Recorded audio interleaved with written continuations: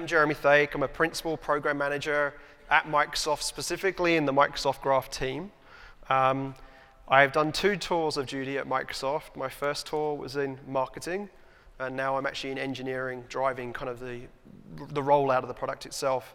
And between that, I've worked at 2 ISVs, which are both down in the Expo Hall, Hyperfish and AvePoint. And I was a consultant for 8 years in Australia as well. So I've kind of done the product side, I've done the development consulting side, and I've done shipping products for customers as well. And so you'll see as I go through this story, I'll relate to each of those different roles and how that impacts you in the room. So out of interest, with that in mind, how many of you would consider yourself a consultant developer that builds for customers that your companies go and get business from? Okay, how many of you build products for customers on a scale? How many of you are enterprise developers that work internally and build things for your own company? Okay, perfect. And then others, please yell. No, we're all going to be shy. Some business analysts in the room, some architects in the room, IT pros in the room. Okay, I'll have a bit for everybody. So just bear in mind, as you saw those different hands come up, this is what I'm having to juggle to get this session to be relevant to everyone in the room. I also do a podcast with Paul Schaeflein, he's at the front here. So if you haven't checked that out, we try to do them weekly on m365devpodcast.com. We cover all of Microsoft 365 development. We're recording a bunch of shows this week with various different people. It's a great way to catch up on your commutes. We have one person that listens as they're cycling into work. And occasionally we try and distract them to see whether we can get them to fall off their bike. I'm kind of joking, but not joking. But yeah, it's definitely a great way of consuming content just by listening audio. I have people who listen when they're cooking at home to their kids. So give it a shot. So I'll cover off the what, why, and essentially then talk about how you can get started. I'll do that very, very quickly. We've got a set of cool demos. And then I'm going to roll up with what's new and what we're looking at in the future, which some of that you saw in the keynote. And also going to talk about some of the overlaps between as a SharePoint developer world and the Microsoft Graph world, which is much, much broader. And so I guess the best way to position this is, if you had seen Build, is Satya and Rajesh's keynotes that was like kind of next to each other, talks a lot about M365. And we've heard for a long time what Office 365 is. But Microsoft 365 is now kind of where we're messaging as a company for a variety of different reasons. And it includes Office 365, but it also includes Windows 10 and the enterprise mobility and security suites. The reason I show this slide is because essentially what we're trying to do with the Microsoft Graph is allow you to build tailored experiences as it taps into those areas of Microsoft 365. There is a whole other set of APIs outside of this world at Microsoft in Azure land, where they have their own Azure API service. But everything that's a product or a service that lives within Microsoft 365 is either already on Microsoft Graph's APIs or is intending to get there in the future. Now, what this means is that over the years since we launched this thing in 2015, we're seeing a significant amount of traffic across, as we mentioned, enterprise devs building apps, ISVs building apps, and consultants building things as well, and lots of other different aspects of this. We recently celebrated 100 billion requests per month in our system. It was a pretty exciting time, not as cool or elaborate as where they made out in the keynote where everyone jumped in a lake during a shipping party. We had Skittles, that wasn't as elaborate, but we did celebrate. And we're seeing this grow a lot as we bring more APIs onto Microsoft Graph, but also as we get more and more of you building against the Graph and not using some of the more, what we define internally as legacy APIs now, and try and encourage you to get up to this Microsoft Graph API. Now, the way that we position it with the Microsoft Graph is essentially there's a few ways that you can connect to it. The first way is through a REST API. So much like any of you have done with SharePoint, you can call a REST API to get access to not just the data within a Microsoft 365 tenant, files, calendar, contacts, user objects, but also services as well. I can throw a Word document into the Microsoft Graph and it will output me a PDF, for instance, which is a lot of people don't realize you can do that with a Graph for free. So there's lots of services and capabilities we add that you can take benefit on as a developer, not just about accessing data, which is really, really important. Now, we see you building these things in lots of different experiences. It's not just web apps. At Build, I did a whole session on building bots in Teams, and I'll demo a little about that today in this session. But as we move forward, we see things like native apps on mobile phones, but also things like AR, MR, and VR, and all those things connecting back into Microsoft 365 through those Microsoft Graph APIs as well. So there's lots of ways we see you building your own applications inside your organizations. But we also see, and again, this was demoed in the keynote, that you can build inside of our own Microsoft 365 apps. And so the Word Canvas demo, which was shown today, which you guys didn't clap for, when I was like, oh man, this was such a cool demo, and I think maybe it was 3 hours and you were like ready to have a lunch break or what have you. But the Word Canvas demo, where it actually showed kind of interacting with that canvas and pulling information from the graph and then allowing the user to then insert that in, is super compelling as a scenario that we see of you letting your users be in their flow. So you don't make them leave Outlook, you don't make them leave Word, you don't make them leave Teams. The users stay in those apps that they're in all day long, and you allow to surface information, your information as well as information from their Microsoft 365 data into those experiences. And I'm not going to cover it in too much detail today, and I will leave that as homework, is that at Build we also announced the general availability of Microsoft Graph Data Connect. In a very short explanation, the REST APIs are great for getting at data, for whether I'm doing something on a mobile app or I'm in a web app, and you'll see those in those demos in a moment. There are certain scenarios where if you start every 5 minutes waking up and wanting to suck in everything that happened in Microsoft 365 in one hit, you're more than likely going to hit the throttling rules that we have in place in our APIs. And so those scenarios, we decided to build a different mechanism for you being able to get access to customers' data, obviously with their consent, to be able to do things. And so Microsoft Graph Data Connect is essentially a pipeline that on a schedule, you can take a subset of data from Microsoft 365 and move it into the customer's Azure tenant. So it maintains all the governance and compliance controls the customer needs, but it allows you to build insight on top. So a scenario that we demoed at Build was that I could have all of the mail communication come out every night into Azure, and I could build a machine learning model that mined all that mail. Again, needs to be governed and controlled so that not everyone has access to this data that's stored in Azure. And then identify who the subject matter experts are that are actually making those mail communications and who they're communicating the most with, and building a knowledge graph on top of that. We use this technology ourselves for workplace analytics and for my analytics to tell things like how much time focus hours you have and how much time you spend with Paul versus Yina versus Steve. So that's what Data Connect can do for you. So if you're interested in building insights and mining the knowledge of data that's in M365, I would highly encourage going and checking out Microsoft Graph Data Connect for that scenario. And then something that Naomi demoed on stage today in the keynote was the search connectors. So Microsoft Search is GA'd this week. I've been using it for a while. I love it. I love the ability to click Windows key, type a search query, and see those responses of documents I'm working on in M365 directly in Windows 10. But we're going to give you the capability to have connectors which will allow you to connect and index your own content outside of Microsoft 365 and have that surface inside of Microsoft Search.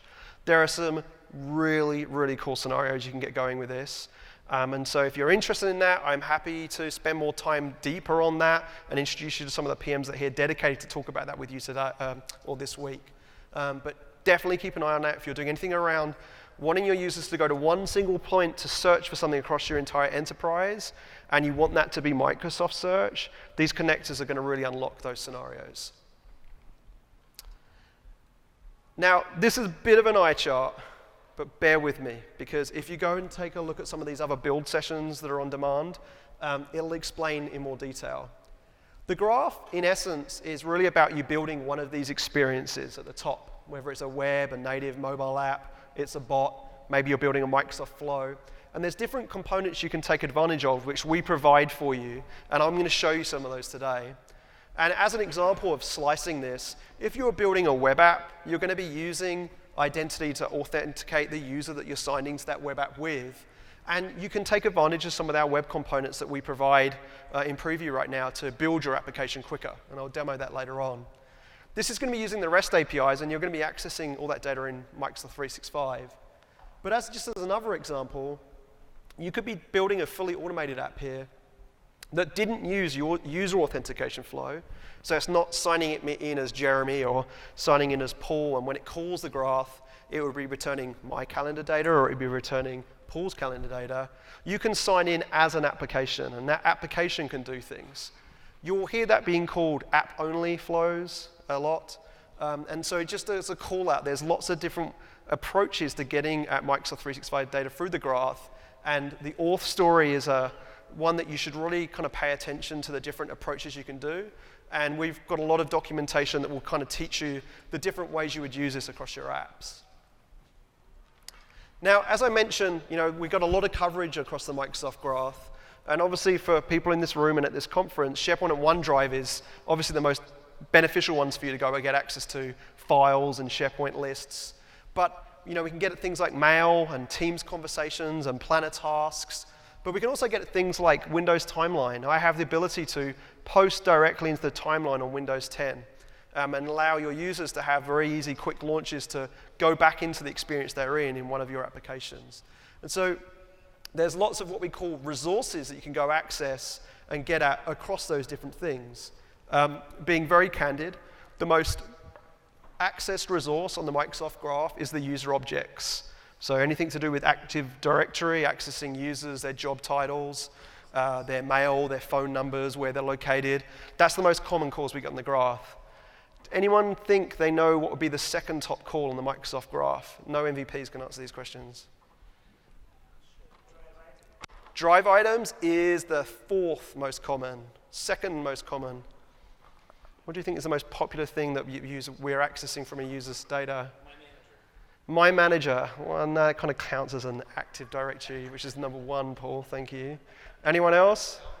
Calendar. Calendar is the second top thing. And what do you think the third one is? Mail. So there's lots of business applications we see getting built across the user objects, the calendar, the mail, and files in that order.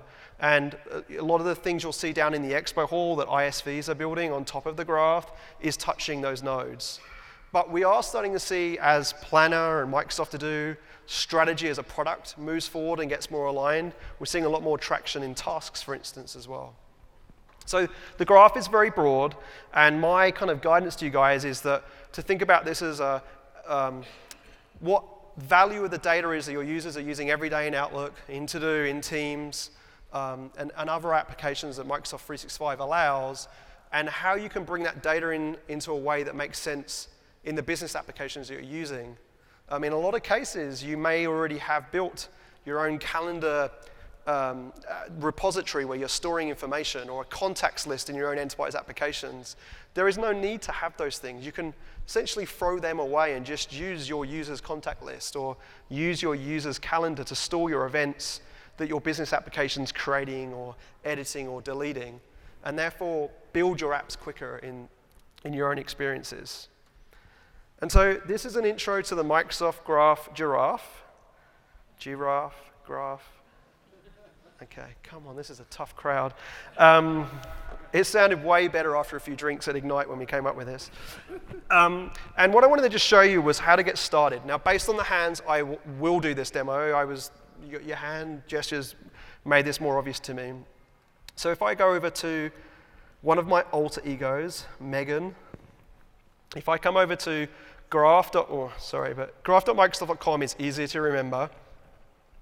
And you'll see at the top here, we have this link to Graph Explorer. Now, Graph Explorer is the quickest and easiest way for you to go try APIs on Microsoft Graph. And you can see here that I've got the version of the graph that I want to use. And we have a beta version of the graph, and we have a V1 version of the graph. Everything that we ship, we go to beta first because we want to get feedback from developers. And then once we know we've got the schema right, we've got the shape of the API right, we've got enough feedback from enough partners, we'll then ship that into a V1 version of the API. Now, this Graph Explorer is as simple as me clicking Run Query there, and it's going to return me. That should be big enough. I did an eye test earlier on, and I'm blind as a bat. It's going to return back the given name. It's going to return back the job title and other information about that user. This is the most commonly hit thing on the API Graph service. But we can also do things like me/messages, which will actually return all of the messages that Megan has in their inbox. Now, granted, the way Graph Explorer works is that without Megan's permission, I'm not going to be able to have access to that. So with Graph Explorer, we have a few default things that we give permissions to. But if I was to select additional permissions, and I'm logged in as Megan, Megan has to consent that it wants to allow Graph Explorer to have access to Planner or Teams conversations or OneDrive files. So everything that we do is obviously available via the API, but it does require the user to give your application, and in this case it's Graph Explorer as an application, permissions to access that information on the graph. So very, very strong on not being the next incident that would not naming competitors where they've not had this consent model in place. Now, the nice thing about Graph Explorer is, although I've run that, and you can see here that if I look at the sent time in the mail, and I'll just show you that there's a subject line here of I have an upcoming task due, I can click on the document link here, and I can go directly to the documentation. And if I scroll here, you'll see that I'm able to see what permissions I need to call this command and ask the user's consent for. So in this case, because I'm just asking for someone's messages, I just need the mail.read permission to be able to access that. And you can see here we have sample code to show you the different ways you can call this. So I can call it lazily with me/messages, but maybe if I'm an application and I want to get to Wes's mailbox, if I know his user principal name, which is essentially in most cases his email, or his ID, which is a GUID that you're probably not going to remember but you can access, you can use users/the GUID/messages, and it will return back that particular person's message. And this is where we kind of get into the more graphy aspect of these URLs building on top of each other to be able to access information. Now, what we just recently did at Build is, as well as having these samples and examples of what you return back, we also provide SDK code snippets. And so what I'm going to do is I'm just going to grab this code snippet, and I'm going to go into Visual Studio, which is very similar to the icon for Visual Studio Code, which always tricks me. And I'm going to create a new project here, and I'm going to build a console application, and just click Next and Next, and let Visual Studio do its dance of creating that console app. And inside of here, what I'm going to do is just paste that sample SDK code. And if I wiggle my mouse, it definitely acts quicker. That's the general rule of thumb when it comes to demos. So if I paste that in here, and that should be nice and big for you guys, just a few people at the back nod if they can read that. Okay, thank you. And what you'll see is, obviously, we're going to get a few squigglies. So if I go back to, and that's the official term, squigglies, of course. And if I click on the Add SDK and the Create Auth Provider here, essentially all I'm going to do is I'm going to go get the packages I require, which is the Microsoft Graph packages and the Microsoft Auth packages. So again, in all the different languages, we will provide you the syntax for this. But essentially, that's going to go get me the SDK from NuGet. So it's going to pull that down, and it's going to pull down this new auth library we have, which is great. And then all I'm going to do is, because I'm running a console app, so I'm being a little bit lazy here, I'm not building a full web app on stage, we're going to use a device code auth, and you'll see what that means in a moment. So just grab that code and paste that in the top. And if I just go through and just do a bit of control dotting here to resolve these things, be nice to me, Visual Studio. Why is that not letting me do it now?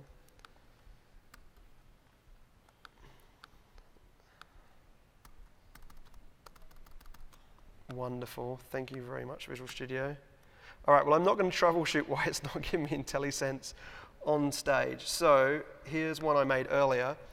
And all I had to do after cutting and paste that code in is giving myself an application ID, a client ID, and the required permissions.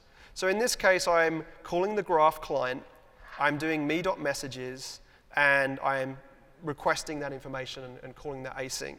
And then simply what I'm going to do is spin through that and write out the subject lines of that mail.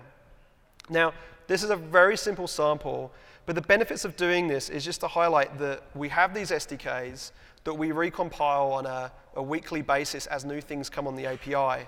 And so the code device flow, if I just paste that URL into Megan's experience here, and I go back and get the code, this is how you can do things on the console in PowerShell commandlets to handle auth.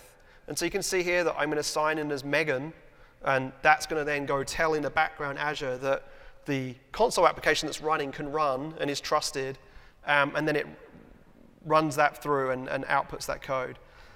And it's broken on the last bit of code. But you can see here it's you've lost your bag, you lost your bag.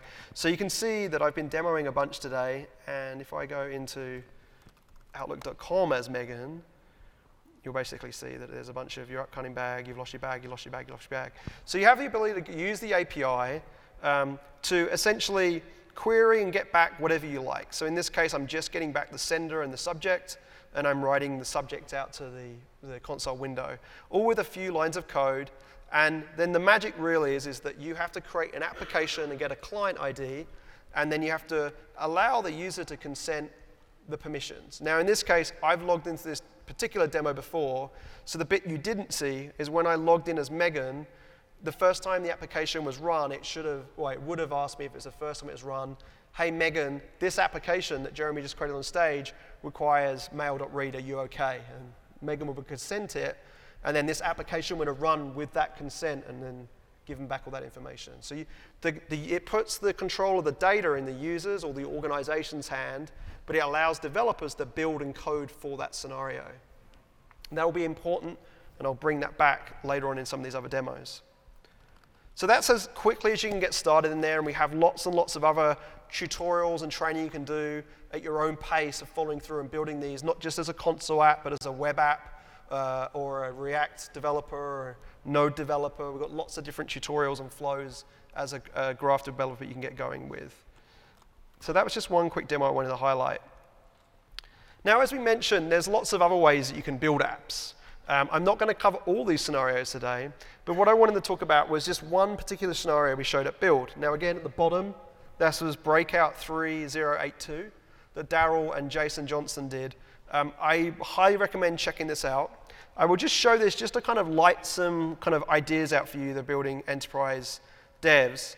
So if I go over to another alter ego of mine, and I just close this, the scenarios that we did at Build were all tied around Contoso Airlines. And what these are actually doing, if you go watch those videos, is each of these flights actually gets a team created for it. And inside of that team, they manage flights. And when the flights they're doing the scheduling, what they're actually doing is calling the calendar API to understand which flight attendants, in this instance, if they're free or not on their calendars. And then allowing the scheduler, the person that's in charge of booking and assigning flights to people, a very quick way of being able to see, specifically in this business scenario of managing flights, whether Ishaya or Joni or Alex are available. So in this case, Alex is free across the board, and so we can pick him and we'll pick Joni. And then that way, when I click submit, what that submit's going to actually do is go away and schedule Alex and Ishaya on that flight, add that flight information to their calendar, and update the Teams channel to say that those two flight attendants have now been scheduled. And all those calls are happening on the graph. Now, I'm sure there's many business scenarios you have internally where you've got similar things you're doing around booking or scheduling, where you can use the graph to touch many different things. This sample also does things like it'll go create tasks for Ishaya and Joni to go read about that particular flight. And maybe they've got to do pre-flight things that they specifically have to do, that if they go on their Microsoft To Do app on their iPhone or Android or Surface or whatever they're using, they'll be able to see those tasks right where they do all the rest of their task management inside of Microsoft To Do.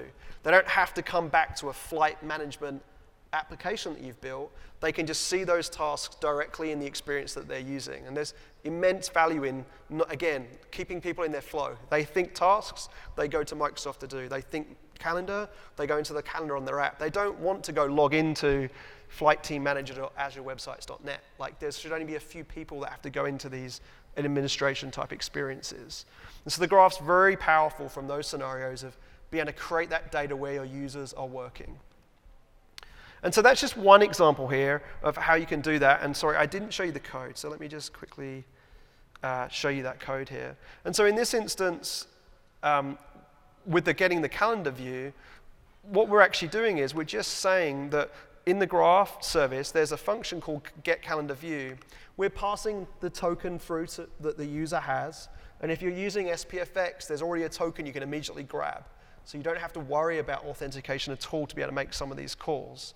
And in this instance, I'm just doing a start and end date based on that scheduling interface. And then it's returning the current page of those events and then rendering that to the screen.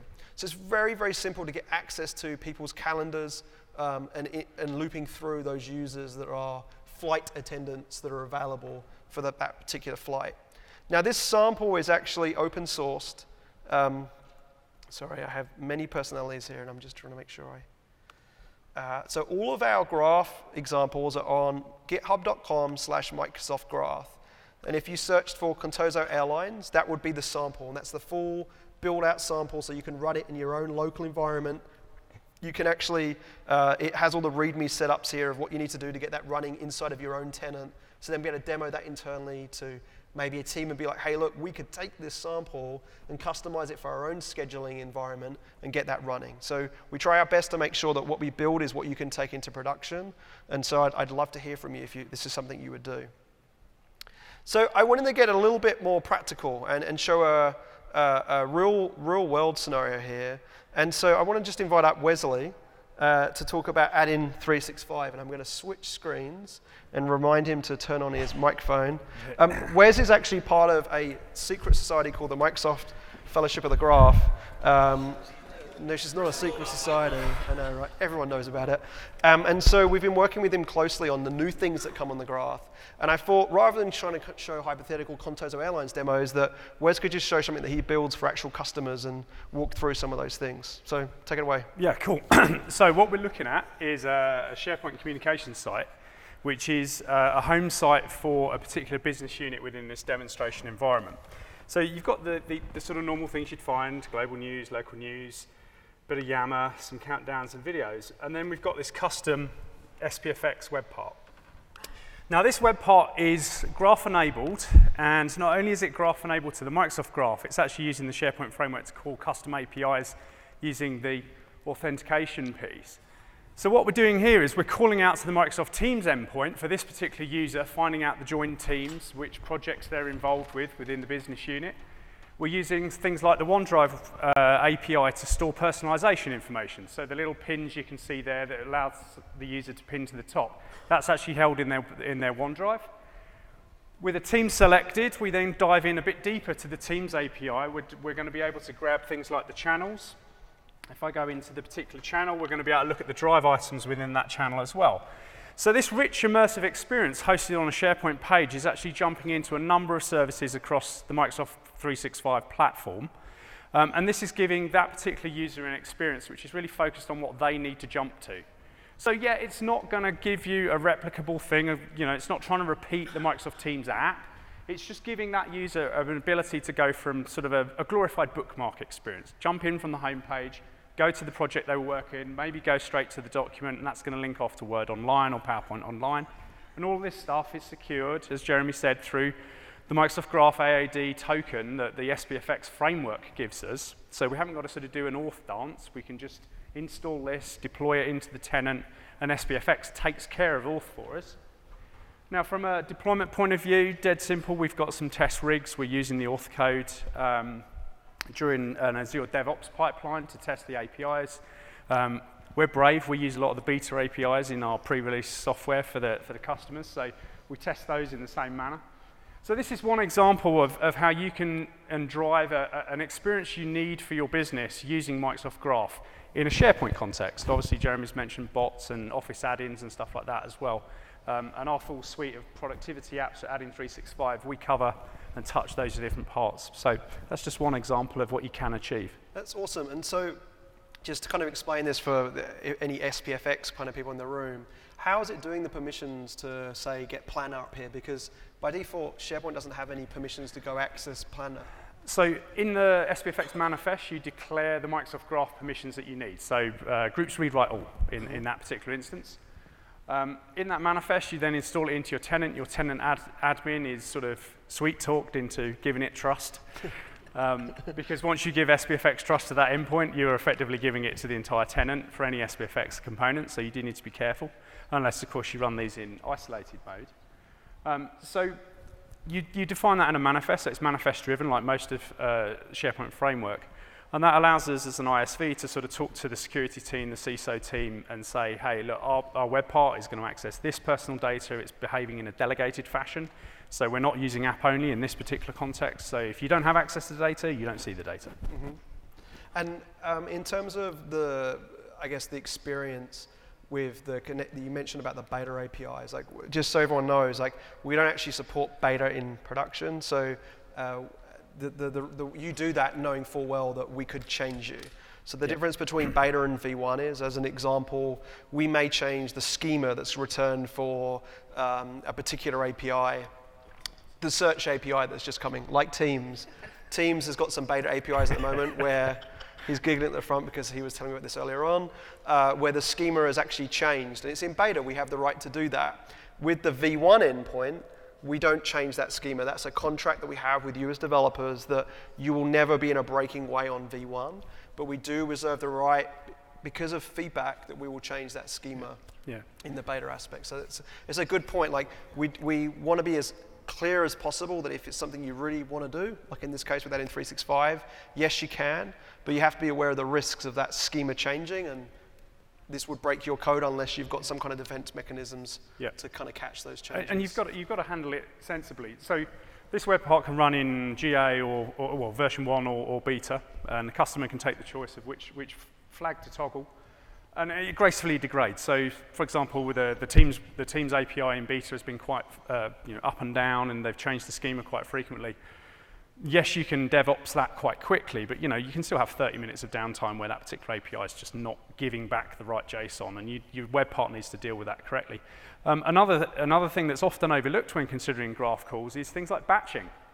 So that's making an incredible number of calls to different parts of graph, and obviously we need to be performant. If we're accessing that on a mobile phone, if we're in the SharePoint mobile app and that page is rendering, we can't just sort of hammer the data connect to go off to the internet for every single item of data. So again, we need to think about the batching, think about, okay, what's important to arrive for the user experience quickly, what can we load secondary? I mean, the task panel, for example, is not loaded until it's activated, so if I go in and grab the planner tasks, that's only sort of an on-demand piece. So you've got the capability to sort of also think about your network performance and latency and data packet size.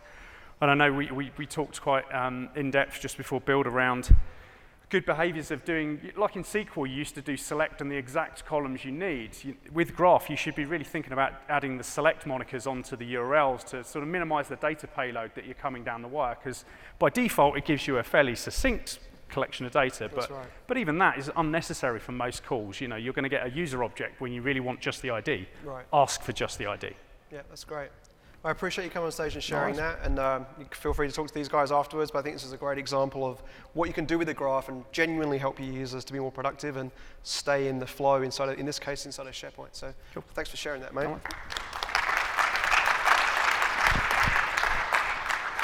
So from one British person to a quasi-British Australian American, you have to tune your dial back again. I'm trying my best to remain articulate to everyone in the room. The other aspect of this is bots. And again, if you check out BRK 4011, I go level 400 hard for an hour on this build. But I wanted to just show this just, again, to unlock your mind a little bit into what you can do with bots in the graph. In this instance, they just released, the bot framework team released an auth prompt card, which will allow you in Teams to do single sign-on. So if I'm already in Teams as Megan, which I'm going to be in this case, it will already know that I'm Megan, and I can interact with a bot. Now, in this case, I'm using the Contoso Airlines bot, and I have a nice little warm me up script because I'm running in my MSDN subscription here, and I'm doing this stuff in demo, so I'm not keeping this thing alive constantly. But there's scenarios that we do. So for instance, a very simple one, which wouldn't be too practical directly off the box, but this bot can go and call those calendar APIs and return in a nice card format those same mails that we returned when you see they're undeliverable emails, because we're sending, you'll see in this demo, we're sending emails to a fake email account, is that you can render those things in nice cards. Now, this is a little bit of a contrived scenario, but this scenario is not. The one we did at Build, which I will use here, and for those of you who don't know, Rajesh Shah is the executive VP at Microsoft. We've lost Rajesh Jha's bag. So, big deal. Where is it? And that conversation from flight attendants might happen. Mate, you lost whose bag? Freaking out, and then that conversation goes on and on. But as a bot, some new technology you have now is the ability to do things like, I want to go create a new channel. Now, in the demo, for the sake of speed, I'm kind of cheating here, but there could have been suggestions that come up in Teams to do that. And what you'll notice is there's a bunch of notifications coming. What the bot's done is I've talked to the bot and added it to this message thread in Teams. This bot has been able to go access the entire conversation thread of that conversation, and it's worked out using machine learning that Rajesh Jha is an actual person. And it's gone away and it's created a brand new channel using the Microsoft Graph to go create that channel, and it's added this card about this particular missing bag and Rajesh's old school suitcase. He never saw this demo, by the way. And then the idea here is that I can now have this communication about Rajesh's bag in a dedicated channel. Now, the benefit of this for anyone who's using Teams is that if you did that in one channel, you would very easily lose context of whose bag you were talking about and whose was found and who wasn't. But the nice thing is, and again, I'm pressing for time, is that once that conversation's finished and they found it, through the use of these adaptive cards, I can even just with one click, and again, this would work on a phone as well, actually click the Found It button, and then I can say that we can set, and this is why I'm getting the undeliverables, this is sending it to rajesh@contoso.com, which doesn't actually exist. It'd be terrible if it did and went to Rajesh's mailbox. If I click Close Incident there, what that's going to do is essentially send a mail, and that's another thing that's available in the Graph as a Service. You can send an email, as in this case, it would be sent as Megan, to Rajesh and let them know as the customer, we found your bag and there's the information.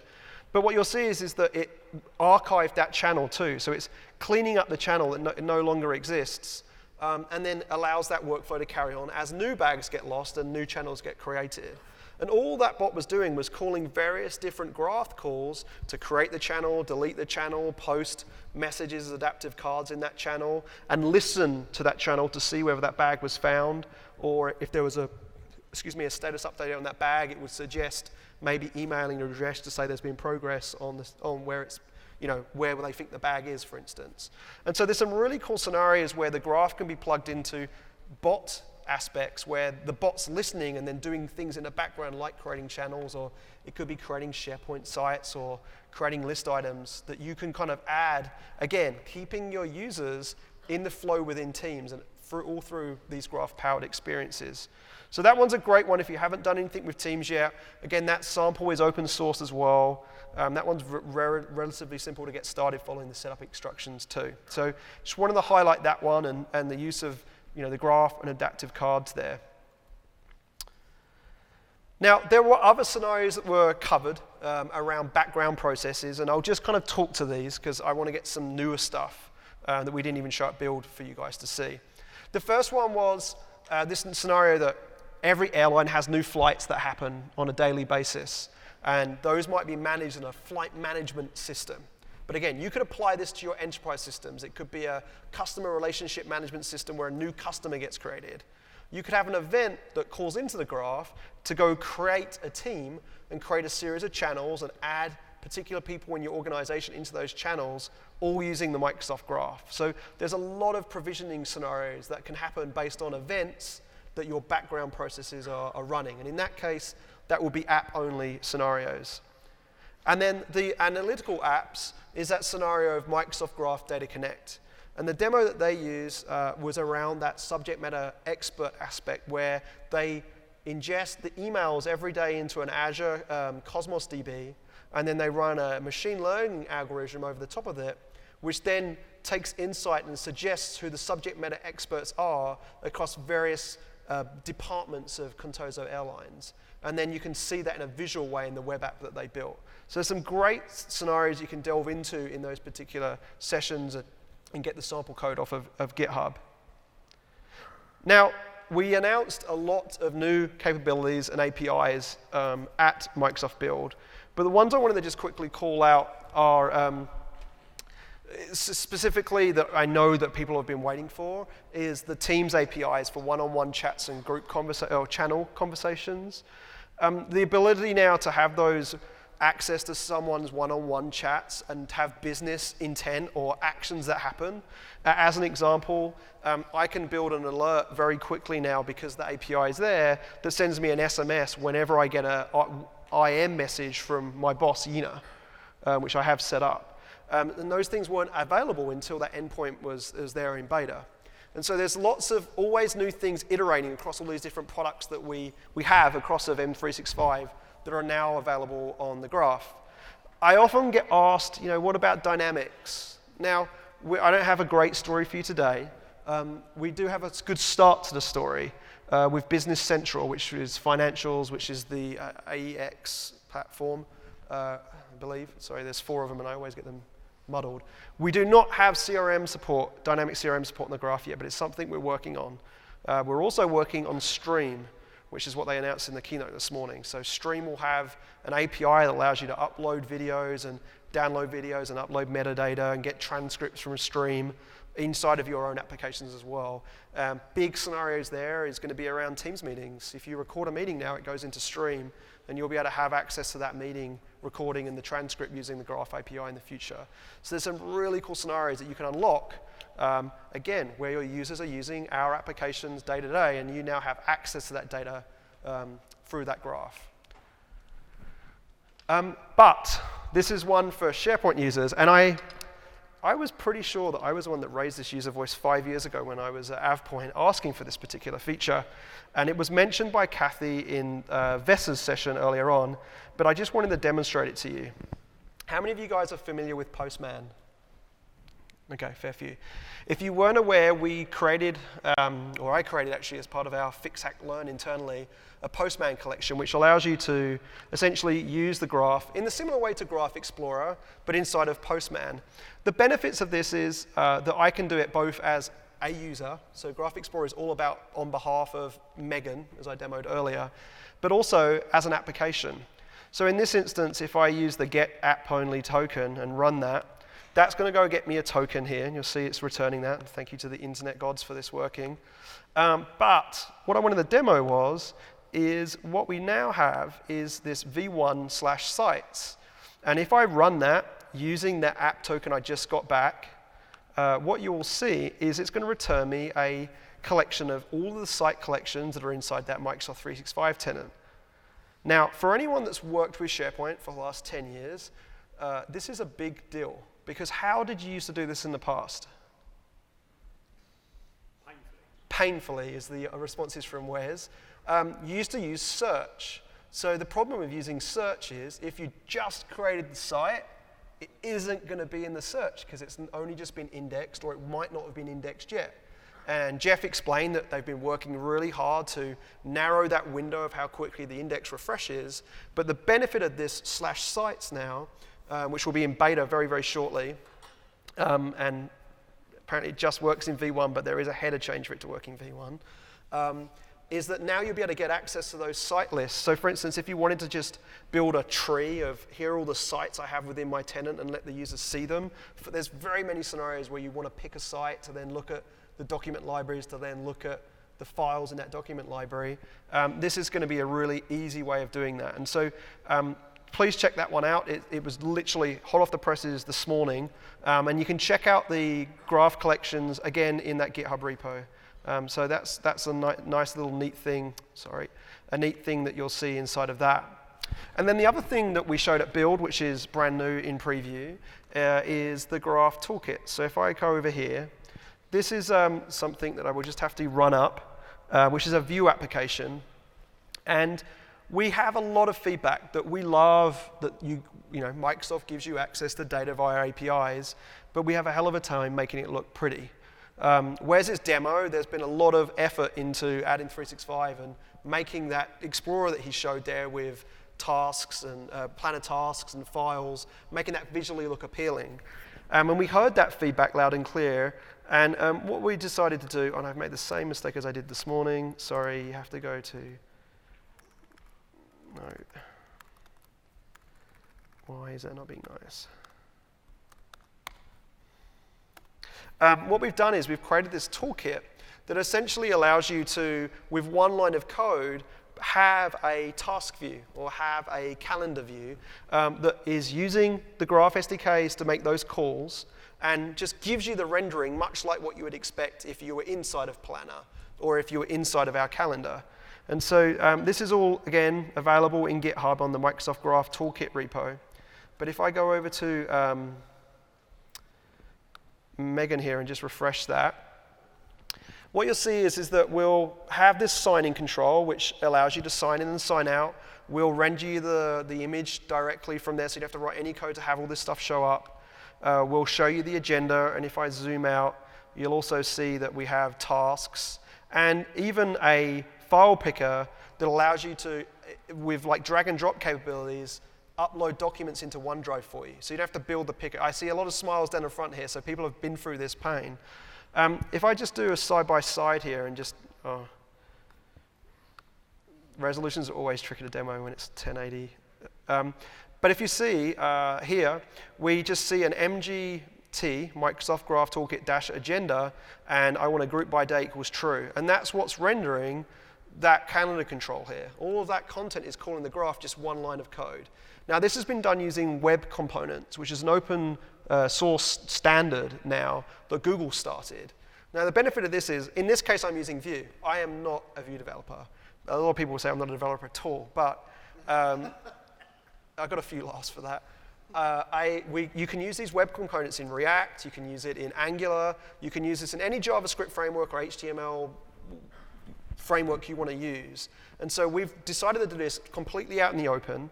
And the nice thing is that these samples can be customizable. So if I just bring that over onto the left here and just do MGT, come on, people, you'll see that this people control is wired up, and it will basically show you my frequently used contacts. Now, by default, we'll just render the photos. Now, in this case, because I'm sending fake emails to rajesh@contoso.com, because that's my frequent contact, because it's my demo environment, it can't find the photo of that fake email account. But what I wanted to show you this for is if I do MGT and just insert the template code here, I have the ability to override that template. So if I wanted to show the display name of the person, the job title of the person, and the department of that person, again, these are all literally going to fake accounts, so this wasn't the best demo to show, is that I am able to very easily change the rendering of these web components to how I want to render, but take advantage of the fact that it's doing all that plumbing, all the graph calls, everything for me on the fly. Now, the cool thing about this is if I go over to the GitHub repo for this, where we see a different iteration of the giraffe, you'll see that we currently have this agenda, the login, the people, person, and the task list control that you can use. We've just ramped up this engineering team so that we can get more and more on here. Now, these will come out of preview very, very quickly, and we're working on some really nice additional ones. But if I just break this one and just jump into my other code project and just do gulp serve no browser, which is essentially how you'd run a SPFx project locally on your machine in the workbench. So if you go to Paolo's session on this, he'll go into way more detail on this particularly. But what I wanted to highlight is if I go over to my workbench for SharePoint and just do a refresh here so you can see me adding it, I think, yep, it should be running, yep. Oh, I shouldn't refresh that, should I? Come on.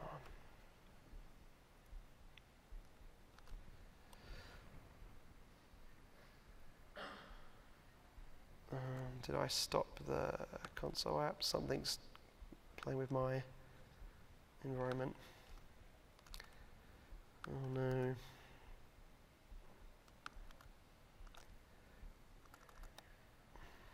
Let's try that again.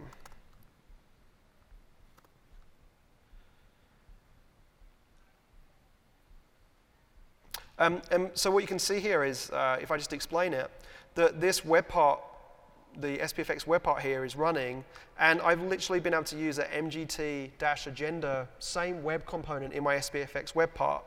What's really cool about this is that the way this is working is it's borrowing the fact that we have a graph client already baked into SPFx. And so with that single line of code, I'm able to use that agenda control directly in a standard SPFx web part. And so it's very, very easy to wire up. And if I just go back into the GitHub repo that's still thinking about it, we have that same thing across teams as well. So if you're building anything inside of a Teams iframe tab, if you use these web components, it will automatically pick up the fact that it's in Teams logged as Megan and just work. So it's very, very quick to have calendars show up, or file lists to show up, or people to render based on whatever you're showing inside of your Teams tabs. And obviously, providing those sign-in, sign-out controls that will look just like the ones that we have in our own products that you'll be able to use in one line of code. So if you haven't had a look at that, I'd highly recommend checking out the Graph Toolkit. It's something that we're really focusing on, and we'll have a ton more stuff when it comes to Ignite in November. But these ones are the ones that we had the most kind of interest for up front. Now we'll just see, it looks like it's stuck on something, but let me just see if I can refresh it. Yeah, and did I not record that demo video? Let's just see. Ooh. No, I didn't, sorry. You will have to take my word that that did work before, and I'm not going to troubleshoot why that SPFx is not letting me go. Have I lost the internet? No, I shouldn't try and troubleshoot on stage.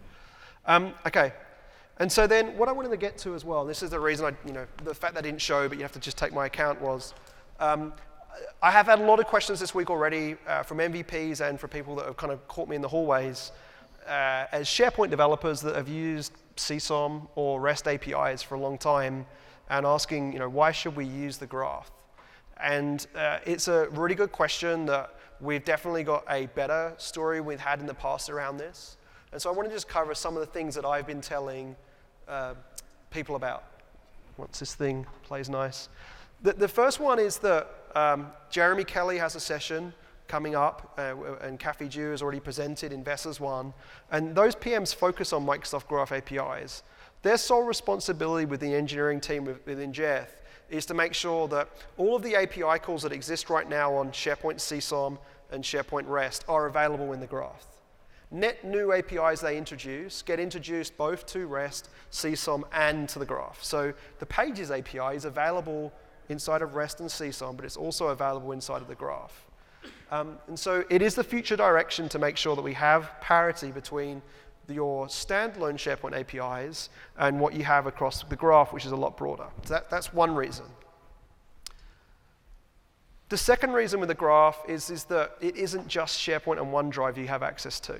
So the sooner as developers you get used to using the graph, the better you're going to get at accessing things outside of SharePoint and OneDrive, like Planner, like Calendar, like Mail, like Teams. And so if you've got that muscle going, it's very easy for you then to start snapping and doing other things on Microsoft Graph.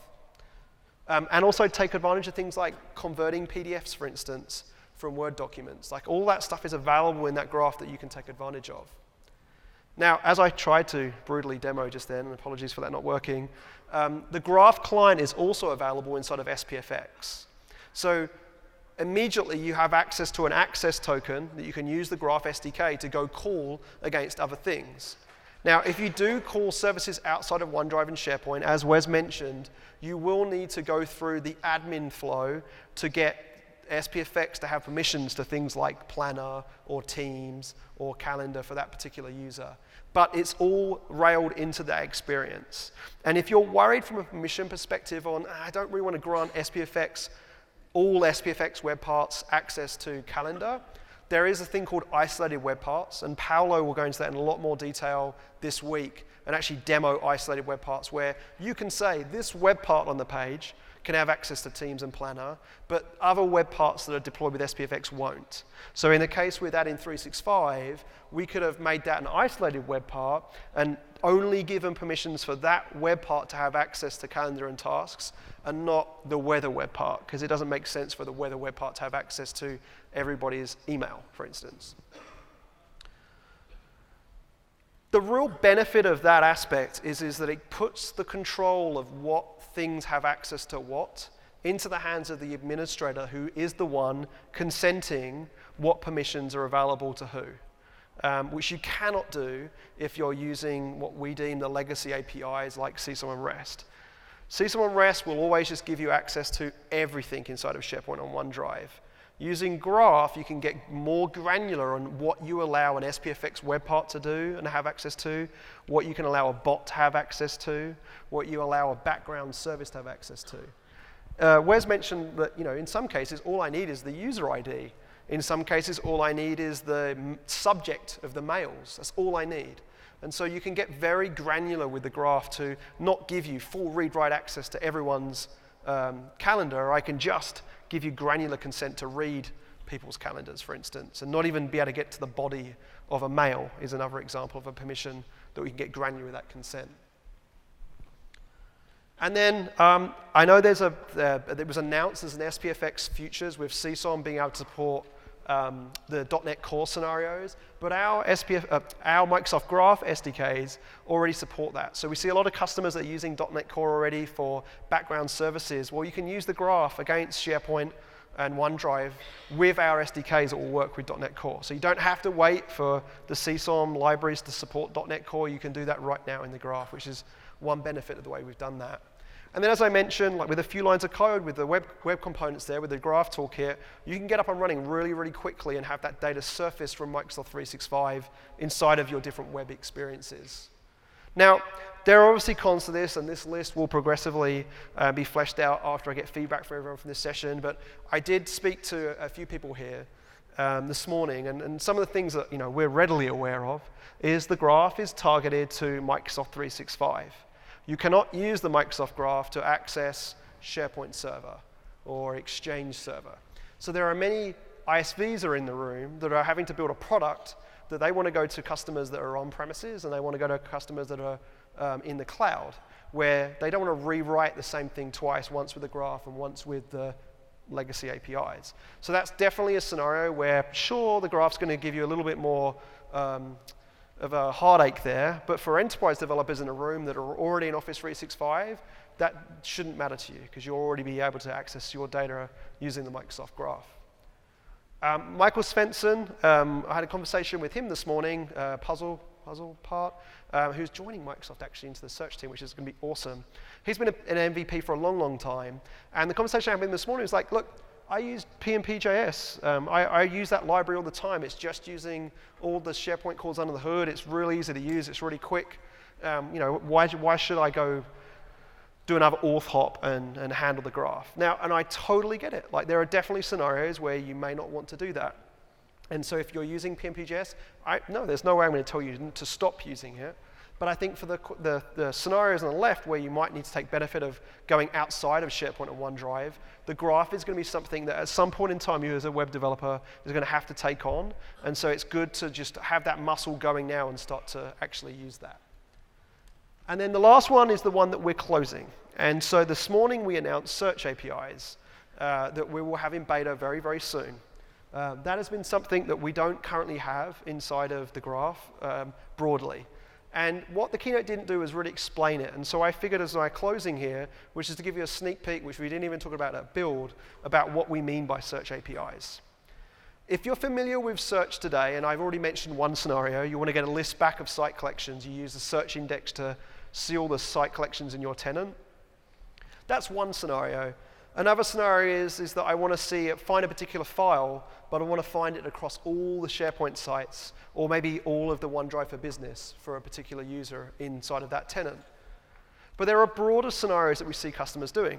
Imagine if I could do a search for a flight that didn't just return results from SharePoint and OneDrive, but also, return results from Teams conversations and emails I had inside of my Outlook client, or tasks that are assigned to me.